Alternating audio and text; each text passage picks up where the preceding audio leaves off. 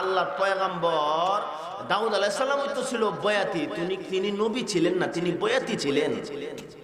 চিন্তা করছেন নি বিষয়? ভাই মনে কষ্ট নেবেন না, একটা মিনিট আমাকে বলতে হবে ইমান মানুষকে কিভাবে ধ্বংস করছে। আবার কিছু মানুষ বসে বসে শুনতেছে, বাহ বাহ দিয়ে যাচ্ছে। আল্লাহর পয়গম্বর হযরতে দাউদ আলাইহিস সালাতু ওয়াস সালামের টোন এবং কণ্ঠ আল্লাহ এত চমৎকার করে দিয়েছিলেন। ও ভাই, এত শ্রুতিমধুর কণ্ঠ আল্লাহ ওনাকে দান করেছিলেন, এজন্য ওনাকে বয়াতির সাথে তুমি তুলনা করলা। এবং আমি শুনলাম, আপনারাও দেখবেন ইন্টারনেটে ভাইরাল খবর মনে হয় ইদানিং কালে, সে বলতেছে আল্লাহর নবী দাউদ আলাইহিস সালাম কোন নবী ছিলেন না, উনি ছিলেন আমরার মতন একজন বয়াতি। তো নবী যদি বয়াতি হয়, আমরা বয়াতি হব, আমরা তো নবীর ওয়ারিস সূত্রে হইলাম।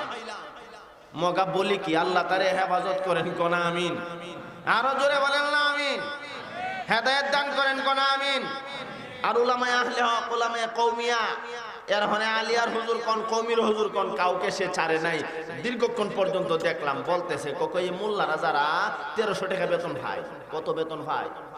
1300 টাকা। আমি মনে মনে করি মগা, এমন কোন মাস নাই 10 লাখ টাকা আশরাফির বাসায় যায় না কন্টাক্ট ছাড়া। আজকে আসি কোনো কন্টাক্ট করি নাই, দরকার লাগে না তো। 10 লাখ 12 লাখ প্রতি মাসে তো 10-এর নিচে কোন মাসে তো ইনকাম হয় না। আর মগা বলে কি 1300 কন্টাক্ট ছাড়াই তো হয়। আর যারা কন্টাক্ট একটু টিপ দিয়া করে যে একটু বললি তো আর একটু বাইরে যা।